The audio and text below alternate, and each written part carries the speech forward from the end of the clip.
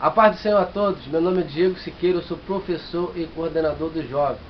Nós estamos na nossa pré-aula de número 8, que tem como tema Lembrança da Essência da Adoração Cristã. Esse é o nosso quarto trimestre de 2016. Nossa revista é a Revista dos Jovens, com o tema Em Espírito e em Verdade, a Essência da Adoração Cristã. O nosso texto do dia se encontra no livro de Miqueias, no capítulo 6, do verso 8. Ele te declarou, o homem, o que é bom, e o que o Senhor pede de ti, senão que pratiques a justiça e ames a beneficência, e andes humildemente com o teu Deus. O Senhor está respondendo agora alguns questionamentos para o povo de Israel. E Deus já havia manifestado para o seu povo a sua vontade, que é boa, perfeita e agradável, mediante as leis dadas através do teu servo Moisés. Deus então agora pede de Israel uma postura justa, fiel, amorosa e humilde para com ele. O nosso texto bíblico se encontra no livro de Miqueias, no capítulo 7, do verso 1 ao 7. Ai de mim, porque estou como quando são colhidas as frutas do verão, como os rabiscos da vindima, não há cacho de uvas para comer, nem figos tão temporães que a minha alma desejou. Pereceu o benigno da terra, e não há entre os homens um que seja reto. Todos armam ciladas para sangue, caça cada um a seu irmão com uma rede. As suas mãos fazem diligentemente o mal. O príncipe inquire, e o juiz se apressa à recompensa, e o grande fala de corrupção da sua alma, e assim todos eles são perturbadores. O melhor deles é como um espinho, o mais reto é pior do que o espinhal. Veio o dia dos teus vigias, veio a tua visitação, agora será a sua confusão. Não creais no amigo, nem confieis no vosso guia. Daquele que repousa no teu seio, guarda as portas da tua boca. Porque o filho despreza o pai, a filha se levanta contra a sua mãe, a nora contra a sua sogra, e os inimigos do homem são os da sua própria casa. Eu, porém, esperarei no Senhor, esperei no Deus da minha salvação, o meu Deus me ouvirá. No capítulo 7, mostra 16 itens do estado moral da nação de Israel agora estabelecida. A nação a qual vivenciou momentos gloriosos diante de Deus, agora passa por um momento de calamidade espiritual, chegando até não se encontrar um justo sequer, onde homens se confrontavam junto com homens em armadilhas, e toda a nação estava em uma espiritualidade desagradável perante a face de Deus. A nossa introdução: o profeta Miqueias não era um simples religioso de sua época. Ele foi um homem comprometido com a luta contra as desigualdades e abuso dos poderosos sobre os mais frágeis em sua comunidade. Para este profeta, como deve ser para todos nós, era impossível defender um real avivamento que, além de transformações espirituais, também não causasse mudanças nos paradigmas sociais. A adoração naquela época, isto é, durante os reinados de Jotão, Acais e Ezequias, ganhou nova centralidade. Os cultos foram restabelecidos, sacrifícios passaram a ser cerimonialmente apresentados, todavia ainda havia corrupção e injustiça entre o povo. Havia certo pessimismo no coração de Miqueias com relação ao povo e ao seu relacionamento com Deus. Será que nossa geração está seguindo esse mesmo caminho? Vamos pensar a esse respeito na aula de hoje. O profeta Miqueias foi levantado por Deus para colocar algumas coisas que o povo de Israel havia perdido em ordem. O real significado e a importância de algumas ordenanças que o Senhor haviam tido já haviam caído em esquecimento. O tipo de sacrifício, culto, adoração, o zelo dos sacerdotes em respeito à lei e à administração do seu povo, é o que veremos no decorrer desta lição. Como que o povo de Israel pôde, com tantos anos, ser um povo que adorava apenas Deus, agora a adoração passou a algo costumeira desta nação. O nosso primeiro tópico é Miqueias e sua denúncia profética. O nosso subtópico de número 1 é o perfil de um adorador. As informações biográficas a respeito deste profeta são muito escassas.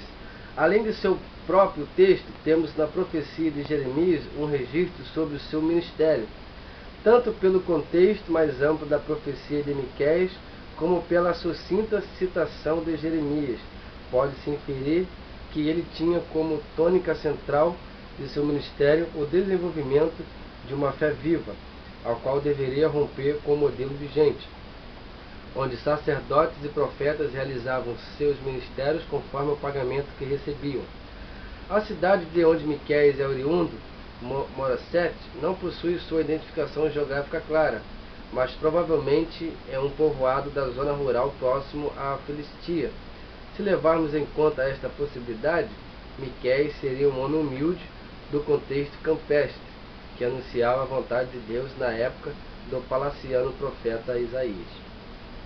O profeta Miqueias era contemporâneo, ou seja, da mesma época de Isaías e Oséias, e profetizou nos reinados do rei Jotão, de Acais e de Ezequias, que foram reis de Judá.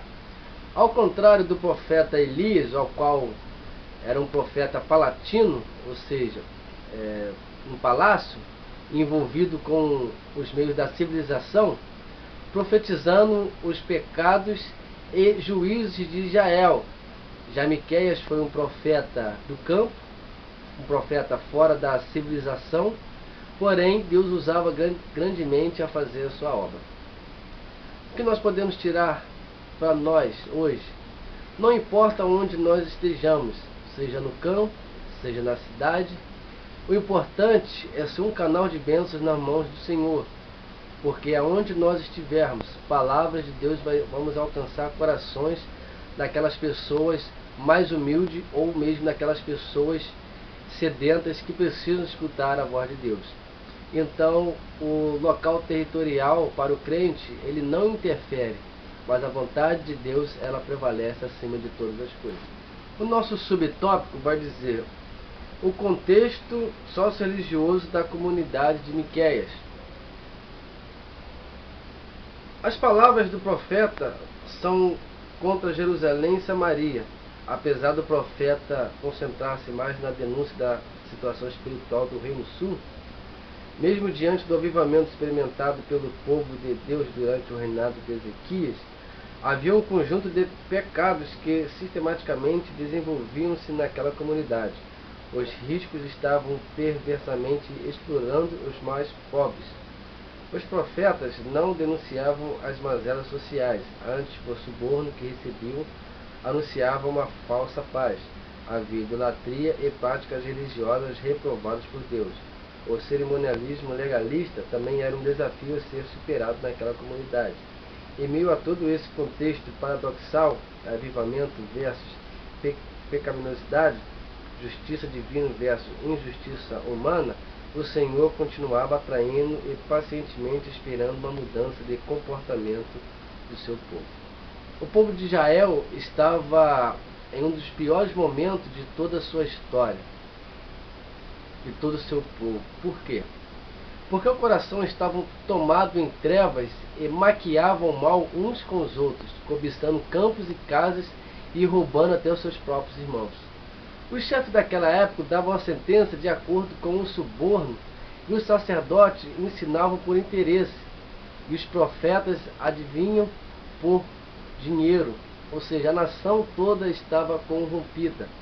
Nós vemos que não é diferente nos dias de hoje, a qual o evangelho está sendo comercializado e a pregação e o louvor estão sendo alvos de ambições financeiras.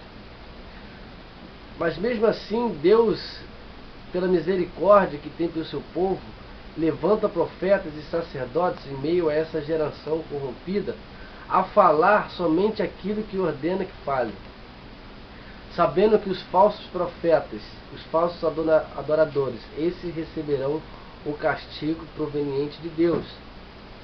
Então a nossa postura como cristãos, temos que pronunciar somente aquilo que Deus nos manda falar, e ficarmos debaixo das suas poderosas mãos e obedecermos os seus santos mandamentos para a sua igreja. O nosso subtópico de número 3 vai dizer a profecia de Miqueias. As palavras de Miqueias são literalmente revelação àquela comunidade.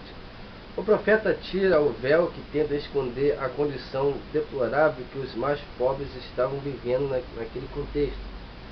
Revela ainda os efeitos imediatos que sobreviam sobre aquela sociedade em virtude do conjunto de opressores, e os efeitos a longo prazo que repercutirão naquela sociedade, tanto as repreensões como as restaurações.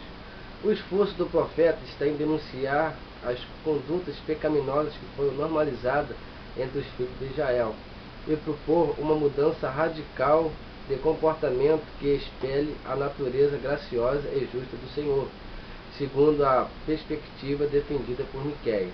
O verdadeiro avivamento traz a presença de Jeová para o meio do seu povo, para que este povo possa revelar ao mundo a presença de Deus por meio de atos de justiça social. Deus vai usar o profeta para tirar a máscara encoberta daquela comunidade, que se diziam adorar e cultuar a este Deus.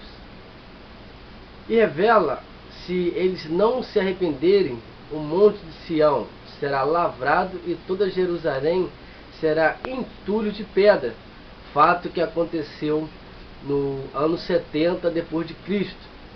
O profeta denuncia que os líderes, sacerdotes, todo o povo já estão corrompidos e precisa mudar suas atitudes, seus modos de agir e suas formas de pensar.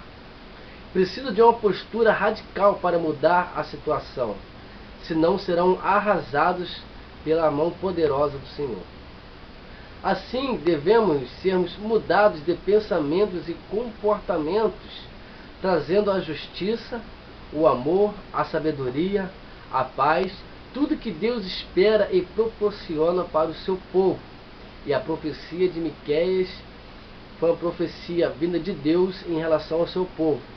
E assim, Deus fala conosco através desta lição, que o seu povo precisa tomar uma postura diferenciada dos demais, senão a sua poderosa mão virá sobre a sua igreja e nós não aguentaremos tamanha força vinda de nosso Deus. O nosso tópico de número 2 vai dizer a essência da adoração segundo Miqueias. O nosso subtópico é adoração conduz à bondade. É impossível que aquele que conhece a Deus permaneça deliberadamente numa vida de maldade, pois o pecado não domina mais, tendo sido afastado de nós. Não fazemos boas obras para sermos salvos. Todavia, uma vez íntimos do Pai, inevitavelmente espelharemos o seu caráter por meio das boas ações que realizaremos. A crueldade não pode ser um atributo daqueles que se declaram adoradores do Senhor. João deixa isso bastante claro. Se é para a glória de Deus que realizamos uma determinada ação, esta não pode ter como meio a violência, opressão ou mentira. E seu irmão não pode ser a inveja, competição ou vanglória. Se de fato adoramos a Deus, a bondade é o fundamento de nossa vida, uma vez que a adoração nos aproxima de Deus. Ela também nos afasta do mal e atrai-nos para o bem. A palavra de Deus diz que aquele que está na luz não pode andar nas trevas. Uma vez conhecida a luz, ou ela se deixa ser conhecida por nós, jamais habitaremos em meio às trevas. Quanto mais nós nos aproximamos de Deus, mais distantes ficamos do pecado, porque a luz traz a revelação de tudo que é mal. Se eu já conheço a luz de Cristo, como vou ainda voltar a andar nas trevas?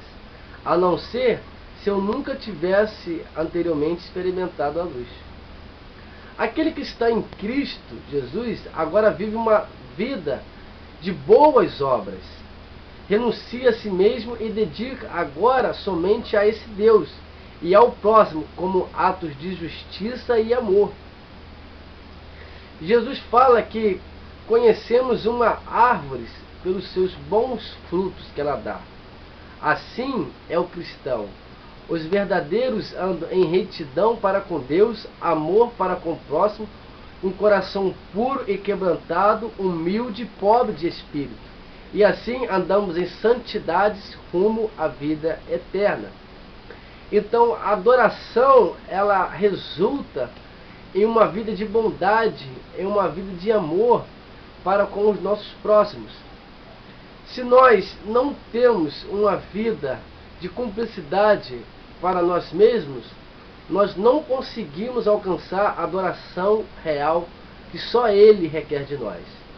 E por isso que nós temos que andar em retidão a Deus e amor para o próximo, para que juntos possamos adorar a Deus.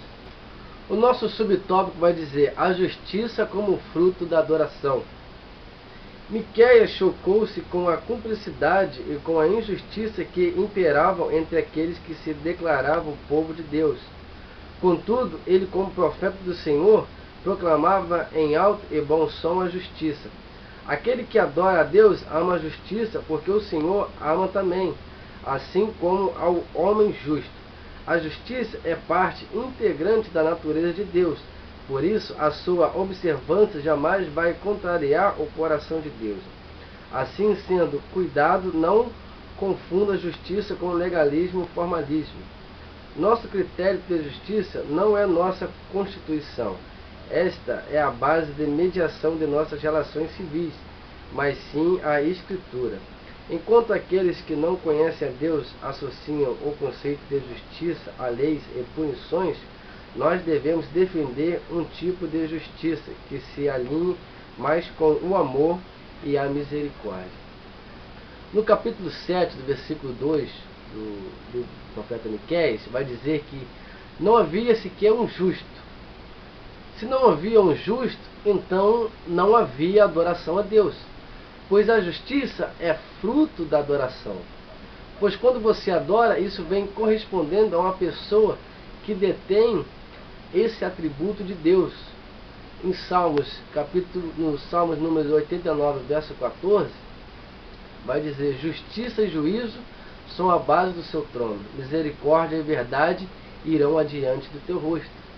E o profeta de Deus tem que anunciar a justiça de forma que traga equidade. O que é isso? Imparcialidade do direito de cada indivíduo, o que não acontecia nesse período. Não como os chefes daqueles que tratavam de acordo com os outros o que ele oferecia. Ou seja, a justiça é imparcial, não favorece alguém em detrimento de outra pessoa ou algum tipo de suborno, como estava ocorrendo naquele período, igual o profeta Miqueias vai denunciar. Deus vai denunciar os pecados daquele povo. Os cristãos, da mesma forma, hoje, que andamos e falamos o que é justo, só o que é aquilo que provém de Deus, não nos corrompendo pelo que nos pode oferecer, mas por aquilo que Deus manda e tem a dizer ao seu povo.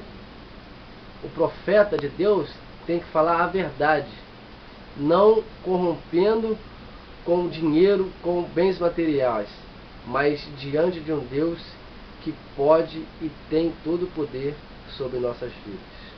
O nosso terceiro subtópico vai dizer: louvor a Deus torna o nosso coração humilde. Sentimentos como o autossuficiente e exaltação tendem a ser próprios daqueles que estão longe do amor de Deus, e essa era a situação deplorável dos contemporâneos de Miqueias. Uma vida de adoração torna-nos absolutamente conscientes de nossas finitudes. Diante da grandeza do Deus a quem adoramos, somos confrontados com uma verdade eterna. Somos limitados e fracos. Deus é quem nos fortalece. A soberba da geração de Miqueias expunha o qual longe do Senhor eles estavam. De nada serviam os sacrifícios e cerimoniais que faziam. A arrogância deles era um prenúncio de sua queda iminente. A verdadeira adoração conduz-nos à mesma postura do publicano da célebre parábola de Jesus. Não existe adoração sem quebrantamento.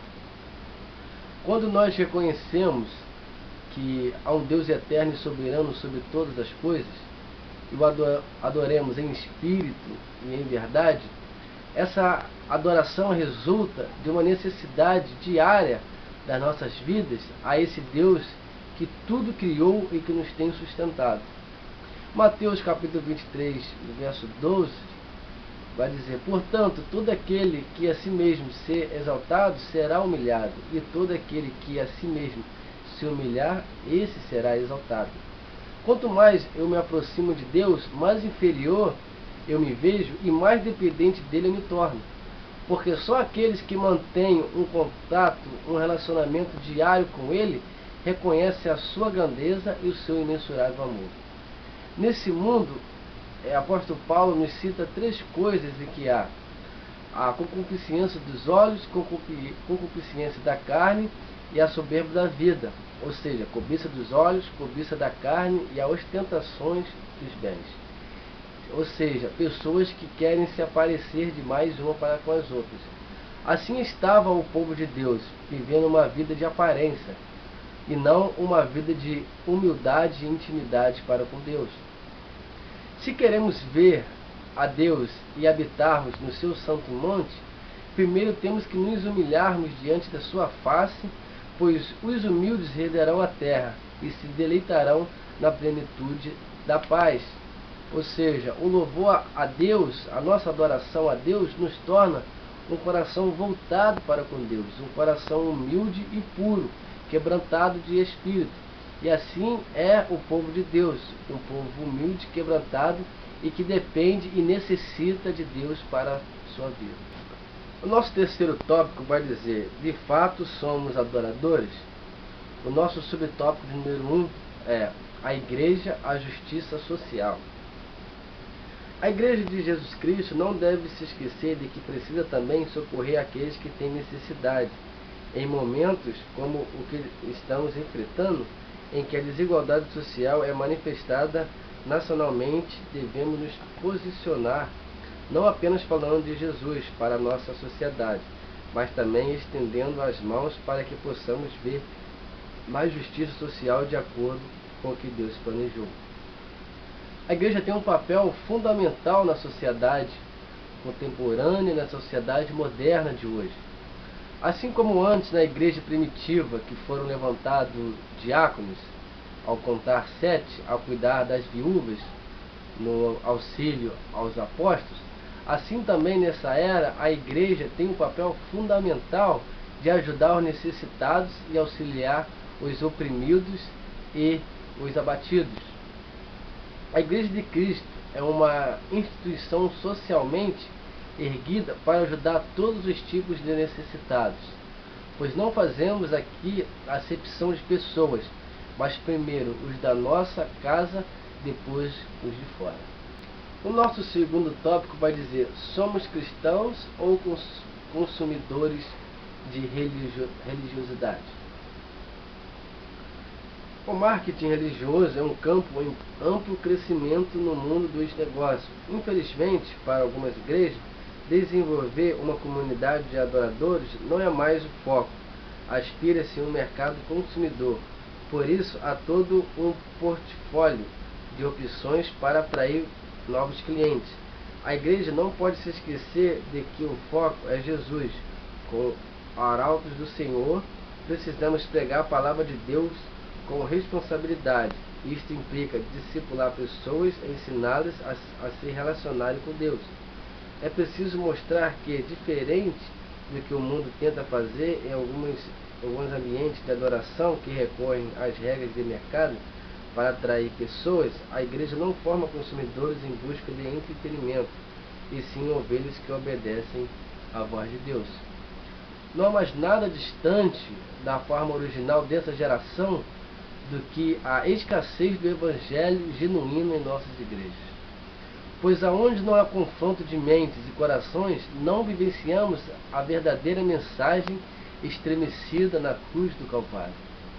O Evangelho não anda de mãos dadas com a sociedade, pois ele vai contra tudo que o mundo diz. E é uma via de mão dupla, e todos que vão por esse sentido é inevitável andar de lado a lado. E nós cristãos temos que atrair não por entretenimento, mas porque Cristo é o centro de todas as coisas e por Ele nós pregamos e falamos do seu amor. O Evangelho simples e puro não procede de obras mundanas, pois a salvação do homem foi conquistada em meio a uma cruz e não a um evento gospel. O nosso terceiro subtópico vai dizer: o mais importante não é o que temos, mas o que somos.